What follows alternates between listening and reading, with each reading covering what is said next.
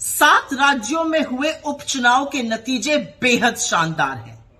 India गठबंधन 13 में से 10 सीटें जीता है, एक पर एक इंडिपेंडेंट की विजय हुई है।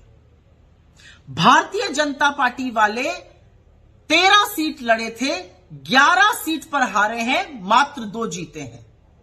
यह देश सिरे से बीजेपी को नकार रहा है। यह देश नरेंद्र मोदी को 1 महीने के अंदर ही एक और बड़ा संदेश दे रहा है और फिर से कह रहा है कि हमें नफरत की, हिंसा की, वैमनस्य की, उल जलूल की बातों की राजनीति नहीं चाहिए। हमें अमन चाहिए, हमें शांति चाहिए, हमें चैन चाहिए, हमें मोहब्बत चाहिए, हमें प्रगति चाहिए।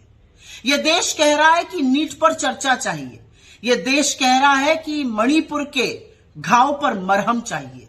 यह देश कह रहा है बेरोजगारी और महंगाई से निजात चाहिए। एक संदेश प्रभु ने भी दिया है। पहले अयोध्या हारी बीजेपी और अब बद्रीनाथ धाम हार गई।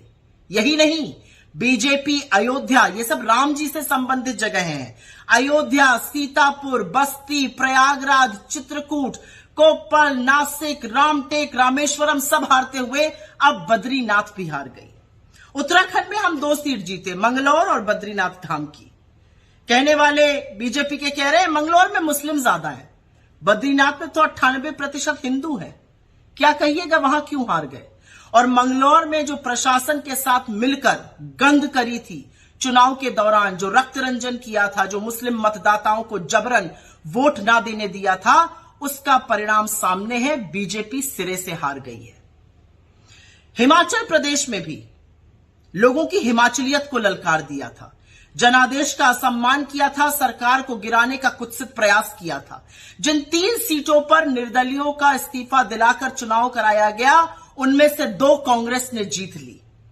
तो हिमाचल ने भी खड़े होकर कहा कि हमारे जनादेश, हमारे मताधिकार के साथ असम्मान मत कीजिए, हमारी हिमाचलियत को मत ललकारिए। यह देश जाग चुका है। इस देश का हिंदू, इस देश का मुसलमान, इस देश के युवा, महिला, किसान, मजदूर सब जाग चुके हैं और वो एक स्वर में कह रहे हैं कि देश में राजनीति हमारे मुद्दों पर, हमारी चीजों पर होनी चाहिए। और वो एक स्वर में नरेंद्र मोदी की नापाक राजनीति को नकार रहे हैं। वो इंडिया गठबंधन के साथ खड़े हैं, मोहब्बत वाले लीडर के साथ खड़े हैं, मुद्दों को उठाने वाले लीडर के साथ खड़े हैं।